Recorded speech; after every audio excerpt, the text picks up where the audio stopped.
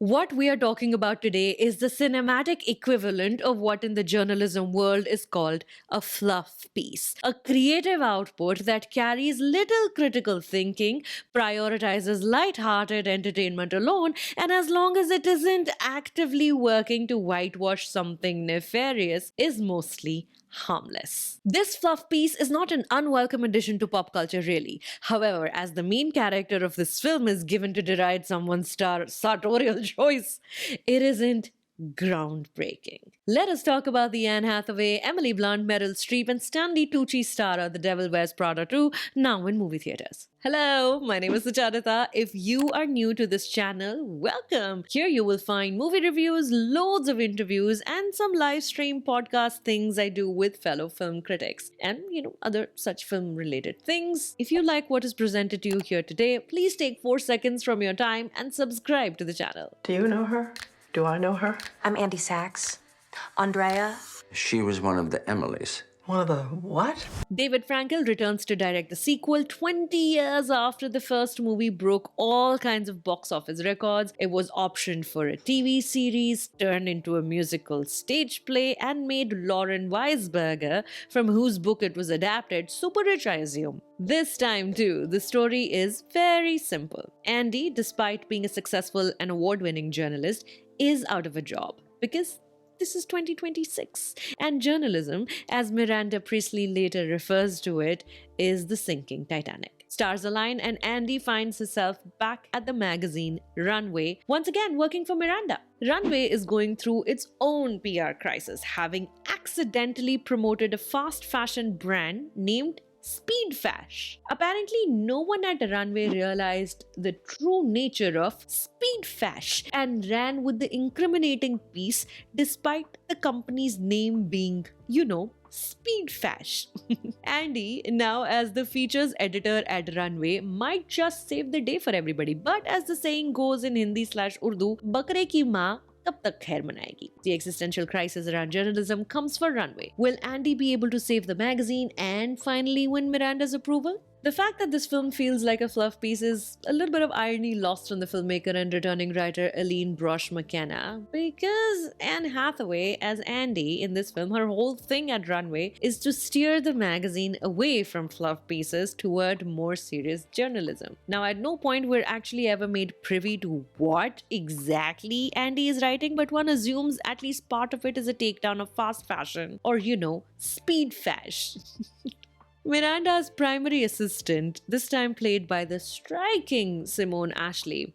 This job is still belonging to somebody very snooty, but the primary job profile now seems to be to ensure that Miranda says the correct things when she is in company, politically correct. So there's no jokes about drugs, there's no jokes on different body types, or there's no overworking assistants to the extent of cruelty. One can almost sense the woke check boxes this film wants to tick off, which is a great thing. Don't get me wrong, one can never be too inclusive in life, but will I get yelled at for saying I almost missed the bitchiness of the original film? I can explain. Here, Miranda's teeth are filed down. This Anna Wintour stand-in is not nearly as biting as she once was. You also know her? We were at Runway at the same time, Miranda. Really? Where was I?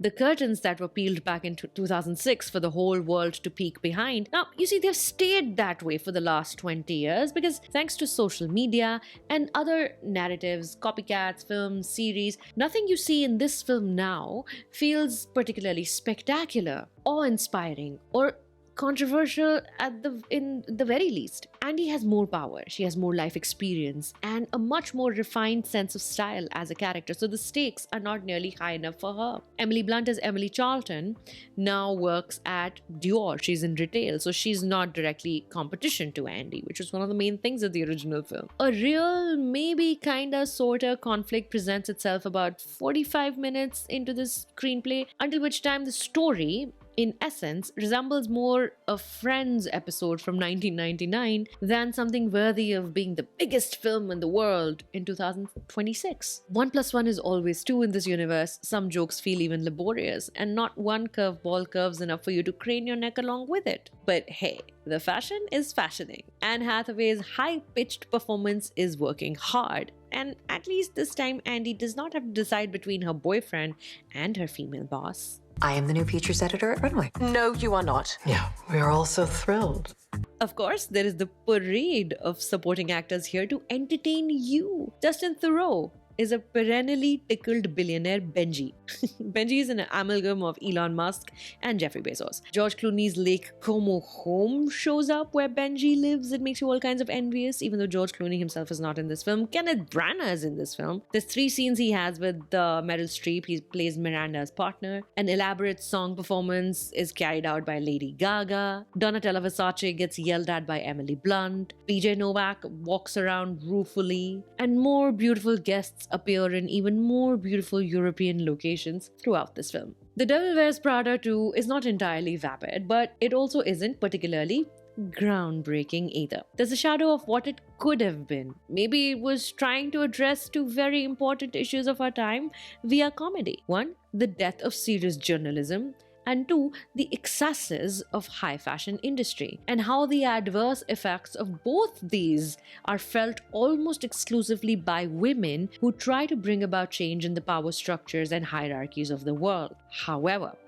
I will not entirely discount this film's merits as a fun, wholly acceptable way to spend a summer afternoon with pals, or a date before or after your lunch, a little treat brought to you by the biggest and wealthiest in Hollywood. You might even leave the theater with a renewed pep in your step, a song on your lip. If the film encourages you to pursue that dream of moving to that city and go for that job, let it be that tiny flutter of wind beneath your baby wings. Why not? I just love my job. Alright, if you're not aware, at the end of each review on this channel, I present this segment that I call Relation Me Recommendation. Here, as the name suggests, I recommend titles I'd like you to watch. Today, let's stay in this silly comedy space, shall we? Anne Hathaway starred in this film titled The Idea of You that released in 2024. Now, that film was also based on a novel. Anne Hathaway played a 40-year-old single mother, Solane. Solane runs an art gallery, and as the cookie crumbles, she finds herself in a relationship with a young pop star who's a member of a boy band whom her daughter really likes. That film is all kinds of fun. It is directed by Michael Showalter,